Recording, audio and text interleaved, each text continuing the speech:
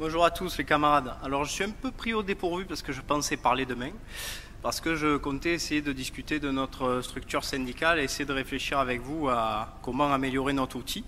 Mais bon, je vais le faire quand même. Je crois que les interventions précédentes nous ont suffisamment souligné à la fois à quel point on se bat, nous, à la CGT, et puis les difficultés face auxquelles on se trouve confronté. Alors ces changements qu'on subit, que subit le monde du travail, elles impliquent aussi qu'on se questionne, nous, sur notre outil syndical. Quand on regarde la structuration de la CGT au début du XXe siècle, on se rend compte qu'elle était faite pour qu'aucun travailleur, ou presque, le moins de travailleurs possible, passe à travers les mailles du filet. Et que donc, on arrive à toucher un maximum de travailleurs. Alors, est-ce qu'on peut en dire autant aujourd'hui? 11 millions de privés d'emploi, Maxime l'a souligné ce matin.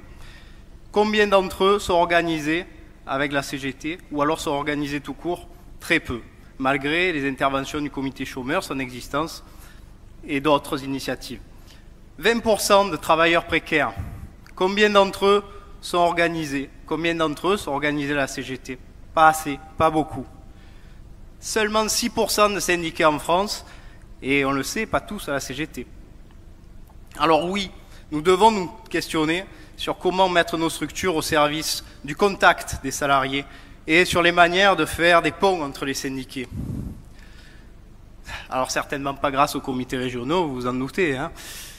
Nous, ce qui nous semble plutôt nécessaire, c'est d'essayer de régénérer les UL. On en a parlé, plusieurs camarades ont souligné la nécessité d'intervenir auprès de ces structures de base. Et pourtant, trop souvent, lorsqu'on est à l'UL, on se rend compte que les plus gros syndicats ne s'y rendent pas. C'est une problématique, à mon avis, qu'on ne prend pas suffisamment à bras-le-corps et qu'il faudra questionner à un moment donné. Nos structures professionnelles sont également à questionner, mais ce congrès n'est pas... Enfin, on ne va pas poser la question dans ce congrès-là.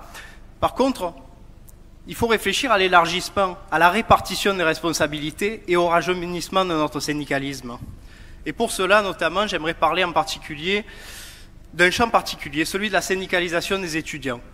La CGT a-t-elle vocation à syndiquer les étudiants, à les organiser? Et si oui, comment? Alors la réponse historique, ça a été, s'ils travaillent, ils se syndiquent sur leur lieu de travail. Sinon, il y a des syndicats étudiants comme l'UNEF et d'autres.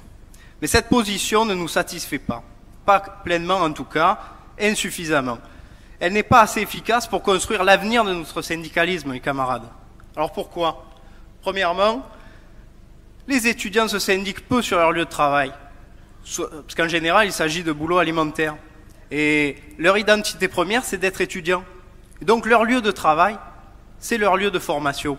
C'est leur fac, c'est leur école. Et donc, ça doit nous questionner.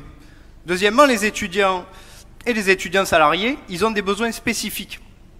En plus des besoins très particuliers liés simplement à ce qui peut arriver dans la boîte.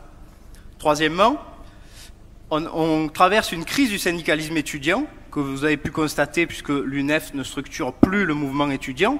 On a constaté qu'une scission est en cours au sein de l'UNEF. Ça doit nous poser question également. Enfin, construire une identité syndicale CGT dès l'université, ça nous permet non seulement de fournir un outil CGT aux étudiants, mais aussi de les préparer à militer dans la vie professionnelle. Pour ces raisons, nous pensons que nous devons réfléchir, et réfléchir vite à comment accueillir les étudiants et les étudiants salariés. Depuis son dernier congrès, la CGT Éducation peut syndiquer les étudiants. Mais la question, c'est comment les structurer, comment les organiser, quelle structure donner. Ici, localement, dans les Bouches-du-Rhône, réfléchissons ensemble à cette question. Comment faire le lien avec les unions locales qui restent le lieu privilégié de la structuration, notamment proche des lieux de formation justement. Comment également créer un outil de coordination? Comment relier les étudiants à la structure CGT de leur entreprise lorsqu'ils sont étudiants salariés? Voilà pas mal de discussions qu'il faut qu'on ait, je crois, entre nous, parce que c'est une nécessité pour l'avenir du syndicalisme, pour l'avenir de la CGT, pour l'avenir du mouvement social. Alors les étudiants, pour moi et pour nous, ils doivent être syndiqués, mais il faut qu'ils soient syndiqués à la CGT. Vive la CGT, camarades!